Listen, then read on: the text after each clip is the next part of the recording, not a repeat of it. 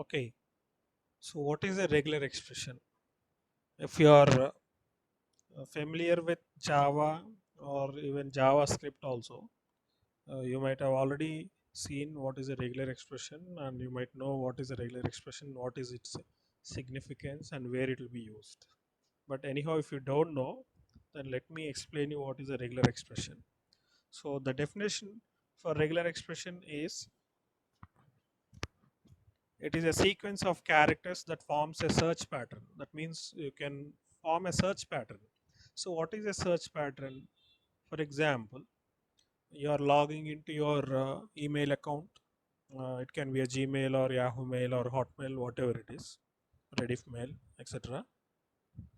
When you are trying to log into your email ID, email account, so you'll be entering either the complete email ID or partially before the ID, which will be before at the rate symbol, right? So when you enter that email ID has some pattern. It should not be in whatever way you want, right? It will be in a predefined manner. So for example, every email ID will have two parts, which is which will be which the first part will be before at the rate symbol, and the second part will be after the at the rate symbol. So what is this part which is before at the rate symbol, and what is that part which is after the at the rate symbol? So the first part which is before the at the rate symbol is nothing but the actual email ID. Your email ID, that will be unique. It cannot be same for any two persons. Okay, so that is the meaning of being unique. So that's the reason why when you try to create an email account either in Gmail application or Rediff Mail or any other emailing system, you'll be asked to choose the email ID that you want to use. And when you try to give that email ID, it will be suggesting you, if that email ID is not chosen by somebody else already, then it will tell you uh, that email ID is available. Otherwise, it will tell you this is already chosen by somebody else, and you can choose a new one. Or it will also suggest you these are the email IDs available which are not taken by anybody else till now. So you can choose from them, right? So why this is happening? Because something called regular expression patterns are used there. They don't know whether the email ID that you gave is exactly yours or not when you're trying to log in, or even sometimes we can validate that email ID, because the email ID should be in a must be in a specific pattern. It should not have a digits at the beginning, and it should not have any underscore hyphen symbol or any other special symbols other than the at the rate symbol, and there must be only one at the rate symbol. There cannot be more than one at the rate symbol, right? So this is the pattern. If you don't enter your email ID either while registering your email ID or during login using this format, so you need not go and verify this email ID with the already available email ID in the database of that application. So if you have already email account, then it will be verified from your database. If you don't have an email ID, if you are trying to register it now itself, then it will tell you about valid email IDs and invalid email IDs, right? A valid email ID will begin with a alphabet only, and you can use digits, but they should not be at the beginning of the email ID. They can be at the end, and you can use dot symbols, but other than dot, you cannot use any other special symbols like dollar, exclamatory mark, all these things. Okay, and only one at the rate symbol is allowed, and that should be at the end of the email ID. And even if you don't give that at the rate symbol also, nothing will happen, because after at the rate symbol, whatever is there in your email ID, that is nothing but the domain name. So your application has some domain, your website domain. For example, Gmail application, what is the website which you open for logging into Gmail? www.gmail.com. So after at the rate symbol, you will have that gmail.com, right? So it is the domain name of that organization of which you are trying to sign up or log in. So that will be common. If it is Gmail, then you'll have @gmail.com. If it is Yahoo, then you'll have @yahoo.com. If it is Rediff, you'll have @rediffmail.com. If it is Hotmail, then you'll have @hotmail.com, right? So in that way. So there cannot be multiple symbols, and your email ID is divided into two parts. The first part before symbol, which is a actual email ID, and the second part, which is after symbol, is the domain name of that organization. Okay, so uh, the domain name will anyhow be chosen correctly by default, but the email ID part, which is at before the symbol, must be a valid email ID. See, what can be a valid email ID? Any email ID that you choose, it should begin with a alphabet. You cannot choose an email ID which is beginning with a digit or any other special symbols, and no special symbols are allowed in the middle except the dot symbol. Okay, so this is the pattern. So you can have a pattern starting in the first letter will be definitely an alphabet. Then the second letter can be either an alphabet in both the case. Sorry, it can be an alphabet or a numeric value, or even a dot symbol also. Even third character can also be an alphabet or a digit, right? So in that way you'll have a pattern. So when you try to choose that email ID, your application that you are trying to create your email ID or log into that existing email ID, it will check that pattern whether the email ID that you entered is a valid email ID or not first. Before checking it with the actual content that is stored in your database, it will first check whether it is a valid email ID or not. You need not go and check with the verify with the database, right?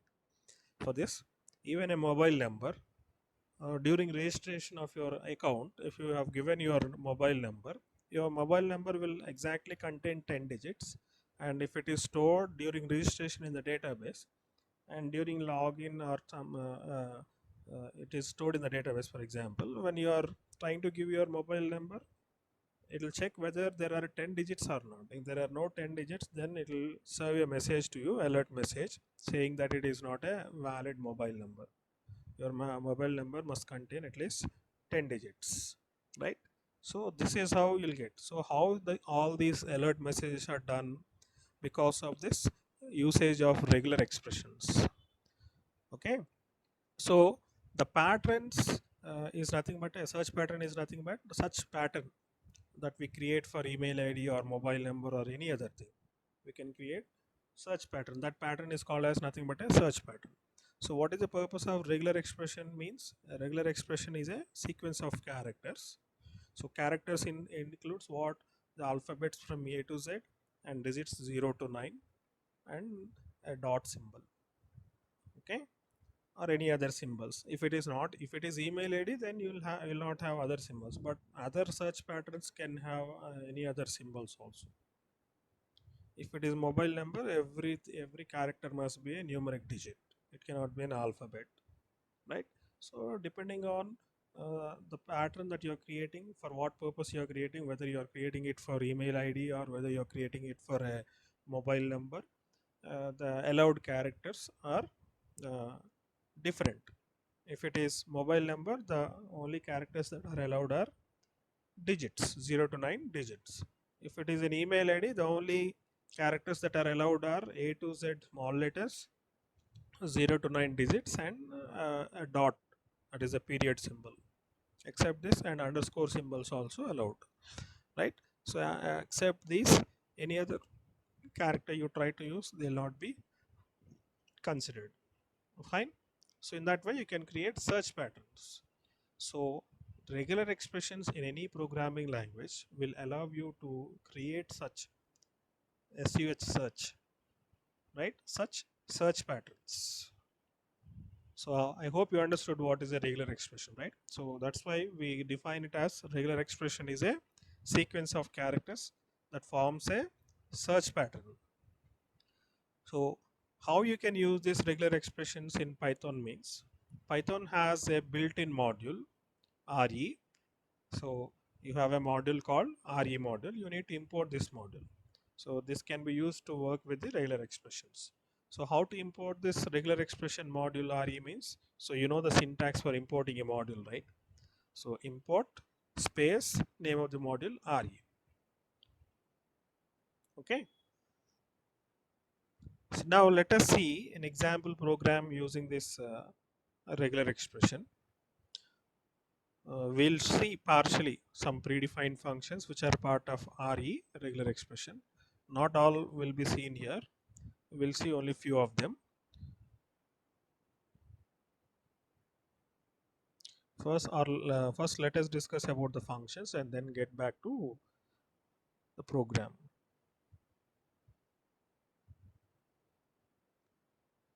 So this RE module will define these 5 different functions for you to manipulate or to work with the regular expressions.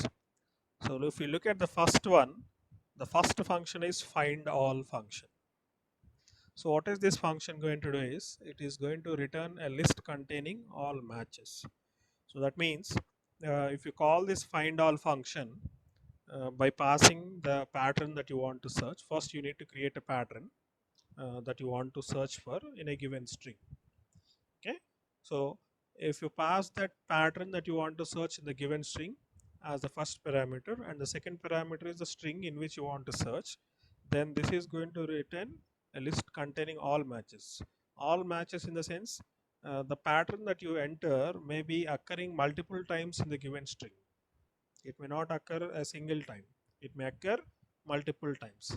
For example, if you look at this third sentence, returns a list where the list string has been split at each match. Say I'm searching for a character called A. How many times this A occurs? This is the first occurrence. And here you have one more occurrence, second occurrence.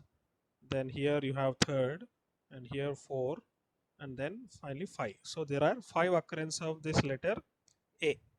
So what is this find all function going to do? If you call it by passing A as first parameter, and you store this entire sentence in a string and pass that string as a second parameter, then this find all function is going to return what? It is going to return how many times this has occurred? 5 times. And what is that 5? The letter A only. So it is going to return A in the form of a list containing 5 times the same element A comma A comma A comma A. So it is going to return a list, so a Python list. Okay, so that is the purpose of find all function. Then the search function, what is the search function going to do is, it is going to return an object of type match, match match. So match is a kind of object in Python. What is it going to do is, it is going to uh, represent an object in Python, a predefined object in Python, which will represent uh, where this particular match has occurred, at which particular index of that string it has occurred, and what is that string that has been matched. All this information can be stored in a object called match object. Okay, so if the search function, it will search for a given pattern in a given string, and if that given pattern is found in that given string, then it is going to return a match object. Otherwise it is not going to return anything, it is going to return none. So a none value is nothing but a false kind of a thing, and a match object is which a non-zero value can be considered as a truth value. So you know, in programming and even electronics and in logic, uh, in logic construction, a non-zero value is considered to be true and a zero value is considered to be false, right? So as such, if it is returning a match object, then it can be considered as a truth value, and if it is not returning anything, that can be considered as a false value. So that is the purpose of search function. It is going to search for that particular pattern only. If there is a match, it is not going to search for multiple occurrences. It is going to search whether this match is found or not. If it is found, at which position it is found, that will be returned. That will be stored in the form of a match object, and that match object will be returned. If it is not found, then it is going to return a none value. Okay, then this coming to the next function, third function, returns. So this is going, sorry, split function. This is going to return a list where the string has been split at each match. So as the name indicates, the split function can be used to split a given string. We have used in strings also, right, this function. So the same, but it is part of regular expression here. Okay, so this function can be used to split at each match. That means, for example, I'm searching for A in this list. How many times this A is occurring? 5 times, right, as we discussed earlier.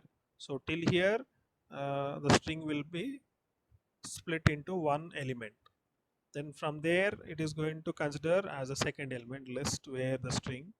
Again, where did you get A here? Here, right? So till here, another item will be created. Then from there again, from S, another item will be considered again till one more A occurs. So this is the third item. Then after that, again from T till here, this will be fourth item. Then again, this will be fifth item. So this one will be last item. So in that way, the split function is going to split the entire given string wherever there is a match found.